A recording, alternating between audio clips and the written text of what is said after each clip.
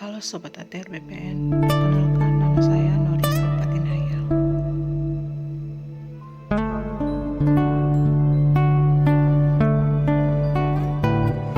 Dalam Undang-Undang Nomor 5 Tahun 2014 tentang Aparatur Sipil Negara, pegawai ASN berfungsi sebagai yang pertama, pelaksana kebijakan publik, yang kedua, pelayan publik, yang ketiga, perekat dan pemersatu bangsa. Fungsi-fungsi ASN ini harus dilakukan dengan penuh tanggung jawab dan dapat dipertanggungjawabkan kepada publik. Akuntabilitas yang dilakukan oleh PNS akan teruji ketika PNS tersebut mengalami permasalahan transparansi dan akses informasi, penyalahgunaan kewenangan, penggunaan sumber daya milik negara, dan konflik kepentingan. Seseorang PNS dapat dikatakan PNS yang akuntabel apabila PNS tersebut mampu mengatasi masalah-masalah tersebut. Akuntabilitas adalah kewajiban pertanggungjawaban yang harus dicapai. Akuntabilitas merujuk pada kewajiban setiap individu, kelompok, atau institusi untuk memenuhi tanggung jawab yang menjadi amanahnya.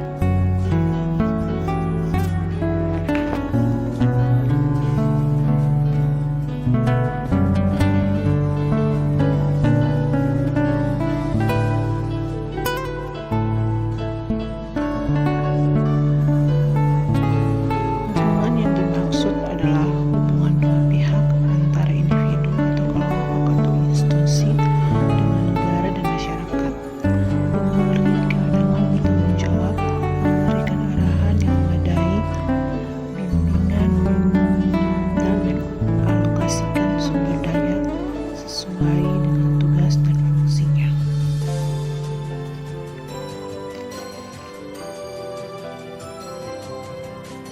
Dalam konteks ini, setiap individu, kelompok, institusi dituntut untuk bertanggung jawab dalam menjalankan tugas dan kewajibannya, serta selalu bertindak dan berupaya untuk memberikan kontribusi untuk mencapai hasil yang maksimal.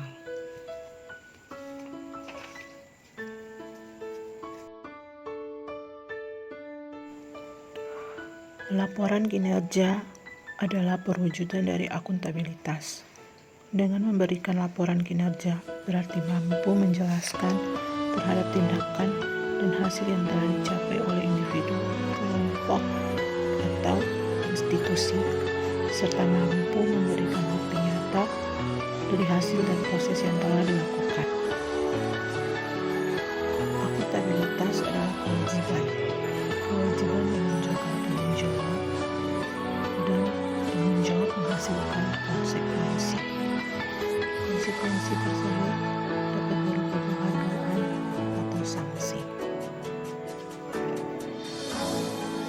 Tujuan utama dari akuntabilitas adalah untuk memperbaiki kinerja PNS dalam memberikan pelayanan kepada masyarakat. Dalam pendekatan akuntabilitas yang bersifat proaktif, akuntabilitas dimaknai sebagai sebuah hubungan dan proses yang direncanakan untuk mencapai tujuan yang telah ditetapkan sejak awal, penempatan sumber daya yang tepat, dan evaluasi kinerja. Ini adalah tingkatan dalam akuntabilitas.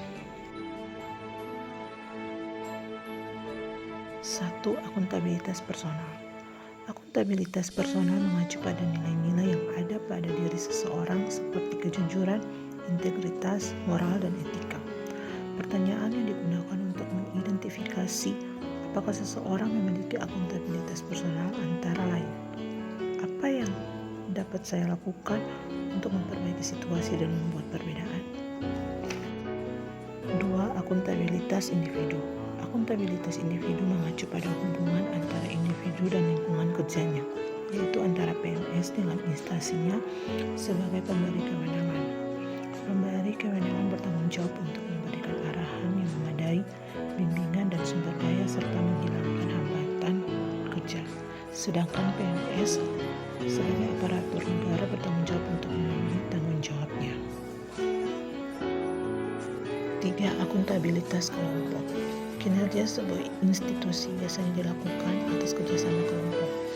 Dalam hal ini tidak ada istilah saya, tetapi yang ada adalah kami. Dalam kaitannya dengan akuntabilitas kelompok, maka pembagian kewenangan dan semangat kerjasama yang tinggi antar berbagai kelompok yang ada dalam sebuah institusi memainkan peranan yang penting dalam tercapainya kinerja organisasi yang diharapkan. 4. Akuntabilitas organisasi. Akuntabilitas organisasi mengacu pada hasil pelaporan kinerja yang telah dicapai, baik pelaporan yang dilakukan oleh individu terhadap organisasi atau institusi maupun kinerja organisasi pada stakeholders lainnya.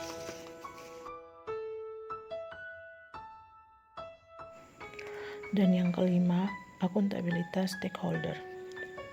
Stakeholder yang dimaksud adalah masyarakat umum, pengguna layanan, dan pembayar pajak yang memberikan masukan, saran, dan kritik terhadap kinerjanya. Jadi, akuntabilitas stakeholder adalah tanggung jawab organisasi pemerintah untuk mewujudkan pelayanan dan kinerja yang adil, responsif, dan bermartabat.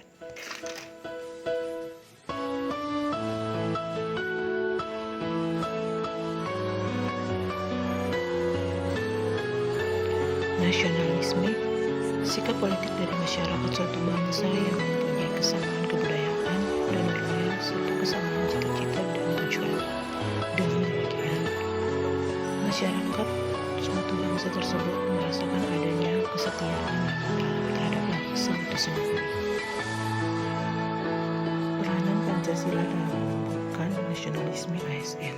Sila pertama, toleransi antar beragama, jujur dan mempunyai integritas, hormat pada hak orang lain, hormat pada aturan dan hukum masyarakat, sabar, jiwa besar. Sila kedua, sopan santun dan saling tolong menolong. Sila ketiga, rukun dan damai, menjaga keutuhan bangsa dan menjunjung tinggi kehormatan bangsa dan negara.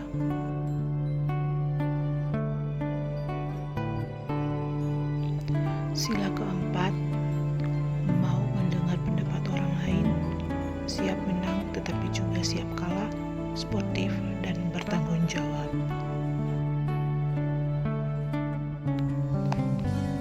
Sila kelima, tidak serakah, mau bekerja sama, tepat waktu.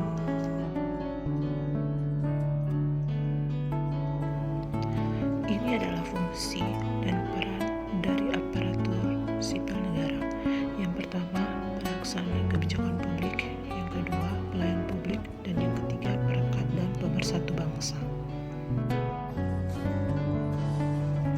Etika publik, refleksi tentang standar atau norma yang menentukan baik atau buruk, benar atau salah. Ada 12 kode etik dan perilaku ASN. Yang pertama, melaksanakan tugasnya secara jujur, bertanggung jawab, dan berintegritas tinggi. 2. Melaksanakan tugasnya secara cermat dan disiplin. 3. Melaksanakan tugas sesuai dengan peraturan perundang-undangan yang berlaku. 4. Melayani dengan sikap hormat, sopan, dan tanpa tekanan. 5. Melaksanakan tugas sesuai dengan perintah atasan sejauh tidak bertentangan dengan peraturan perundang-undangan dan etika pemerintah. 6. Menjaga kerahasiaan yang menyangkut kebijakan negara.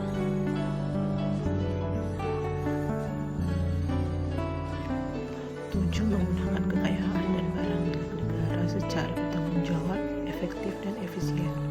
8. Menjaga agar tidak terjadi konflik. 9.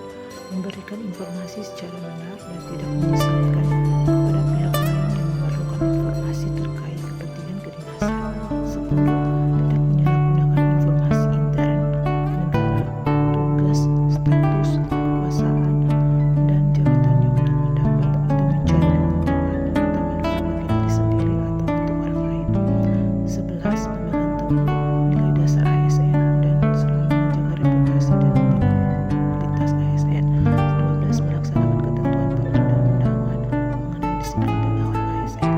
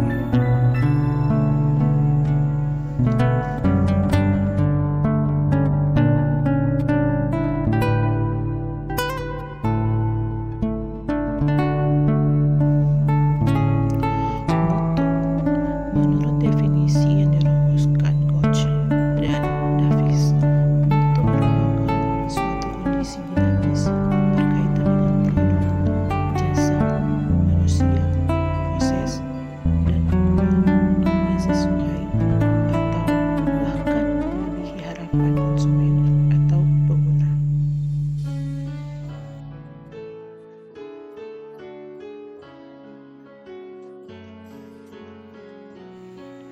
Anti korupsi. Sadar anti korupsi. Fenomena kehidupan yang mengandung kerusakan selalu ada kaitannya dengan korupsi. Pertama, fenomena tentang kerusakan hutan atau lingkungan. Yang kedua, fenomena tentang bangunan yang cepat rusak. Yang ketiga, fenomena layanan yang lama, sulit dan birokrasinya panjang. Yang keempat, fenomena penegakan hukum yang tidak dapat tegak dan berlaku adil. Yang kelima, fenomena merabak narkoba. Yang keenam, fenomena negara dengan sumber daya alam yang melimpah namun tidak dapat memberikan kesejahteraan bagi rakyatnya.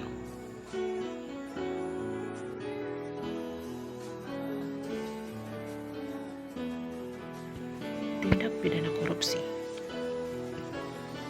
Menurut Undang-Undang Nomor 31 Tahun 1999, Contoh Nomor 20 Tahun 2001, tindakan pidana korupsi adalah setiap orang yang secara melawan hukum melakukan perbuatan memperkaya diri sendiri atau orang lain atau suatu korporasi yang dapat merugikan keuangan negara atau perekonomian negara.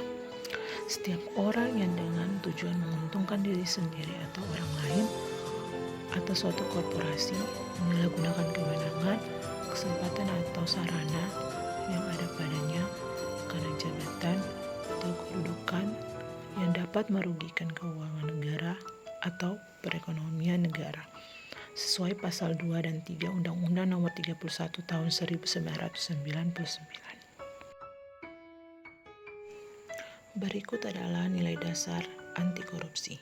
Yang pertama jujur, kedua peduli, ketiga mandiri, keempat disiplin, kelima tanggung jawab, keenam kerja keras, ketujuh sederhana, kedelapan berani, dan kesembilan adalah adil.